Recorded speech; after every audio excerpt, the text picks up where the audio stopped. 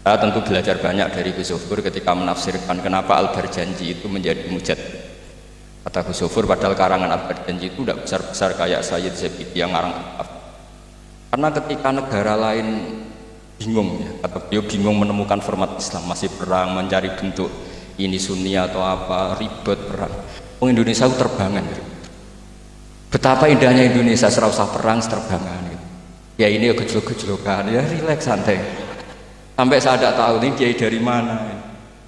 Makanya ini sekaligus untuk mahasiswa baru, cerminan dosen Anda ya, mulai yang waras kayak Gus Zofur sampai yang kewarasannya kita tidak tahu tapi ya waras. Itu tadi Gus Zofur menambahkan Aminoto Setio Garwo. Saya tidak tahu itu tambahnya Gus Zofur apa ada di aktenya, nggak tahu saya. Tapi saya kenal Gus Amin itu lama sekali. Jadi saya tidak perlu cerita kalau beliau pernah ngaji saya karena nanti kasihan. Saya tidak perlu cerita itu karena saksinya lebih banyak beliau ngaji saya ketimbang saya ngaji beliau. Tapi itu cara beliau punya harga diri, ya monggo itu kalau saya terima dengan lapang dada. Jadi beliau orang kedua setelah Mbah Nawawi yang ngaku saya sebagai muridnya. Tapi saya mau cerita yang agak serius, ini 5 menit tentang fikihnya Mbah Mun. Tadi Gus Said bilang termasuk yang tahu banyak tentang karangan Mbah Mun termasuk tentu saya, selain santri-santri yang saya pernah ditanya Mbah Mun ketika film Masjidin Nabawi, ditanya kenapa kowe Gofur kok ngotot aku seneng nulis ya? Saya bilang nanti biar cucu-cucu jenengan masih melihat naskah-naskah jenengan. Iya kata beliau. Saya masih ingat dawuh Imam Syafi'i, al-laits afqahu min Malik illa annahu daya'ahu ashab. Sebetulnya Imam Les itu lebih ahli fikih ketimbang Imam Malik. Padahal Imam Syafi'i itu muridnya Imam Malik, tapi fil fikih muji Imam Les. Al-laits afqahu min Malik illa annahu daya'ahu ashab. Tapi sayangnya Imam Les ini murid-muridnya nggak ada yang benar. Karena tulisan-tulisan Imam Les ini tidak ditadwin, tidak dimudawwan. Maka kita tidak ingin Mbah Mun yang kita idolakan, kita gurukan, kemudian bukunya tidak mudawwan. Sehingga saya, utamanya tentu putra-putra beliau, mulai dari Gus Subab, Gus Najih semuanya, termasuk Gus Zofur, itu sangat menginginkan beliau itu memang mentadwin itu. Saya beri contoh misalnya begini, kepandaian Imam Les dibanding Imam Malik. Imam Malik ketika ditanya apa saja, sok ahli Madinah, Kail juga kailu ahli Madinah, semuanya bilang ahli Madinah. Alasannya beliau Madinah adalah muhajirul Rasulillah, tempat hijrahnya Rasulullah SAW. Dan itu nggak ada yang memungkiri. Tapi ketika Imam Les mulai mengirimi surat ke Imam Malik, itu ditulis Sayyid Muhammad di Syariatul Wal-Khalidah. Itu beliau, oke, Anda orang alim, saya ngakui Anda alim gini-gini. Tapi Anda ada yang lupa bahwa ashabu Rasulillah tafarraqu bil buldan. Ashabnya Nabi ini kemana-mana. Di Irak, di situ ada Sayyidina Ali di Najaf, diikuti oleh Abdul bin Mas'ud. Di Mesir ada Abdul bin Amr bin As, ada Amr bin As malah. Di Mekah ada ini. Dan semua mereka ini menciptakan satu kultur, dan kultur itu tidak sejengkal pun beda dengan yang ditanamkan Rasulullah SAW.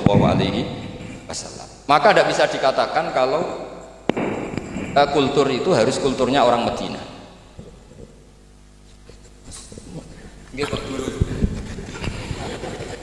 Ini naik pangkat ini, seorang guru melayani muridnya. Ini juga cara beliau untuk mengalahkan saya di dunia wali. Jadi makanya pura-pura tawadhu. Nah, al-laits afqahu min Malik. Beliau punya sekian contoh bahwa orang Irak itu tidak kalah kerennya lah kira-kira gitu. Tentang ukuran-ukuran sok, karena Sayyidina Ali di situ juga menciptakan kultur. Begitu juga Amr bin As dan beberapa sahabat yang tafarraqu fil buldan. Bahkan sesuai dunia yang saya tekuni termasuk ilmu qiraah, as-sakhul qiraati sanadan itu adalah Asim. Padahal Asim ini qari'un kufiyun.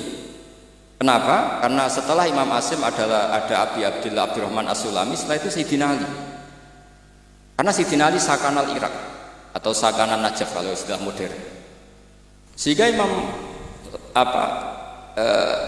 Syafi'i ngetikan al-laits afqahu min Malik illa annahu daya'ahu ashab.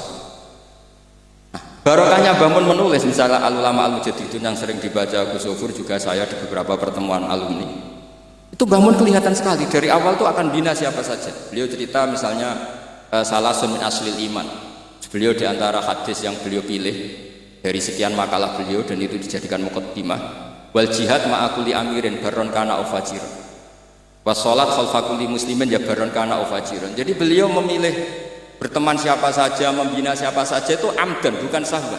Karena beliau adalah periwayat dan penulis hadis, tentu ya diriwayatkan Nabi Dawud, memang ditulis di situ.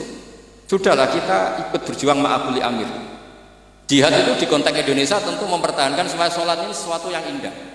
Kita tahu yang bikin masjid di mana-mana itu departemen keuangan bikin masjid, kepolisian bikin masjid, kabupaten bikin masjid, gubernuran bikin masjid. Itu kalau nunggu bisaronya Pak Amin dari setek itu gak jadi masjid, yakin. Untuk rokoknya saja mungkin pas-pasan. Tapi barokahnya kita berjuang ma'al kulli amir. Para umarok dibina, beberapa kiai mulai zaman Mbah Hasyim sampai dulu Mbah Hasyim yang bina Pak Karno. Sampai era Mbah Mun, akhir-akhir Pak Harto juga beliau pernah ditimbali di istana, sampai Pak SBY, sampai Pak Jokowi. Sehingga aura keislaman itu ada di mana-mana. Departemen berkebutuhan ngaji. Bahkan Gus Sofur pernah cerita, saya pernah beliau diundang di kantor pusat PDI untuk ngaji. Gak kebayang ya. Pertama Gus Yassin daftar di KPU yang ditanyakan Bang, gue tenang mau ngimami sholat sampai Pak Ganjar. Nggih, Mbah Mun seneng sekali. Jangan kira senengnya Mbah Mun karena jabatan, seneng dia.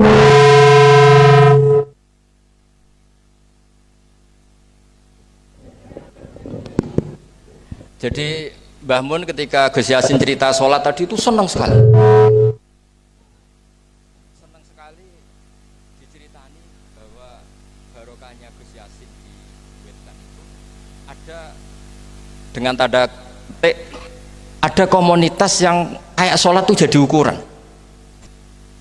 Saya meskipun nggak nangis di depan umum kayak Gus Amin tadi, saya juga heran kok bisa nangis. Itu saya heran betul, dan saya tetap husnudzon itu asli. Ya agak-agak memaksakan husnudzon saya, tapi ya sudahlah saya husnudzon kalau itu asli. Itu saya sering nangisi fikihnya Mbah Mun. Di antaranya adalah saya pernah sejagongan sama Gus Hasib bin Wahab, termasuk pendiri NU Wahab. Saya cerita prestasi Mbah Hasyim, Gus Wahab, Bisri Sansuri, juga beberapa kiai Ahmad Siddiq, Wali Maksum, sampai cerita Mbah. Bahwa para kiai ini berhasil menciptakan satu entitas agama menjadi tolok ukur.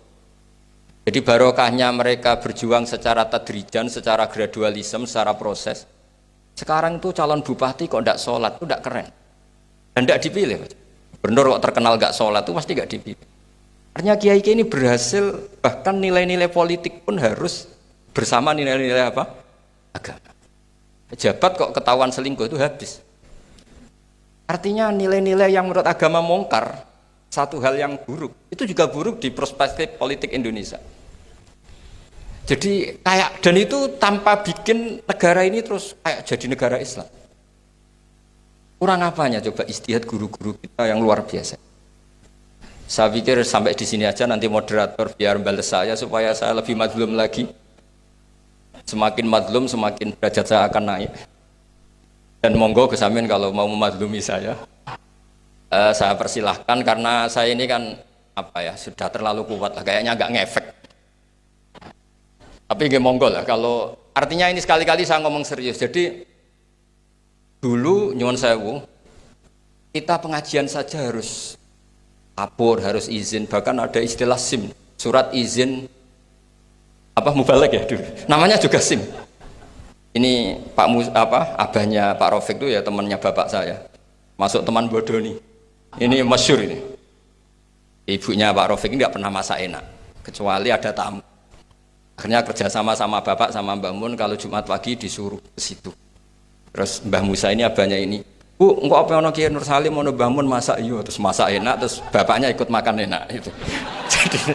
jadi Kiai dulu itu seni, sampai kepen mangan enak itu harus bodoni istri. Dan itu semoga bodoni yang wajib. Karena apa ya? Seneng itu wajib akhirnya. Makanya saya dengan Pak Rafiq ini ya mulai dulu ya kayak saudara karena dulu Mbah Mun, Bapak, Mbah Musa itu ya teman termasuk kalau harus bodoni istri ya bodoni. Akhirnya ya tiap Jumat itu main ke situ. Karena itu dengan cara itu makanya enak. Kalau enggak ya tempe terus gitu. Nah itu bisa ditiru. Bisa ditiru. Jadi ya bagus lah itu kalau itu. Solutif itu kata kesit. Ya monggo niki moderator malih Gus Amin. Assalamualaikum warahmatullahi wabarakatuh.